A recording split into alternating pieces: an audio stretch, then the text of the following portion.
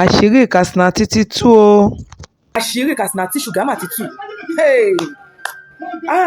Ẹ kú ojúmọ́ ẹ̀yin tèmi, orúkọ mi ò yí padà, Ọpẹ́yẹmí Adélakùn ọmọ Bàjí comedian aka Pọ́pátá. Èmi náà lọmọ yín tí wọ́n fi tó wẹ̀ pàpọ̀ lórí stage.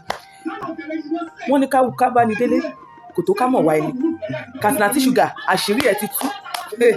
Tẹ́ bá ní ẹ̀mọ́ Kasnaty ẹ fẹ́ ní ẹ̀mọ́ Genesis ni, torí pé irú ìwú nìbò ìwà wọn kò yàtọ̀ síra wọn.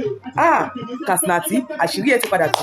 Lóòótọ́ o ti fún mi lówó kí n má tú àṣírí yìí, àmọ́ tí mi bá tú àṣírí yìí àwọn èèyàn onímọ̀ wà tó ń wù, wọ́n á lè rí ẹ̀kọ́ kọ́ lára ìwà tó ń wù tí wọ́n ṣe ti wà ní. Ibi tí inú ẹ̀ tún máa wá bí mi sí, a máa wá play orin India bẹ́ẹ̀ gbọ́. ṣúgà lógo ẹ̀ nìyẹn, a máa wá fi mi sí lórí. Mo ní àṣírí Kasnaty ti tú. Onílé ẹ jókòó, àlejò ẹ jókòó, wọ́n tó bá lọ mo ní kó jókòó. Kasnaty ṣúgà. Mo ní tẹ́ ẹ bá ní ẹ̀mọ́ Kasnaty ṣe ẹ máa ní ẹ̀mọ́ Genesis ni, Genesis Global. Mo mọ̀ páṣírí gbogbo yín pátápátá lẹ́yọ̀ kọ̀ọ̀kan làṣírí yín máa tú. Ẹ wá ní kí ni Kasnaty ṣúgà ṣe táṣírí ẹ̀ fi tú. Ṣèbí gbogbo alámọ̀ kó máa ń ran àwọn arúgbó lọ́wọ́.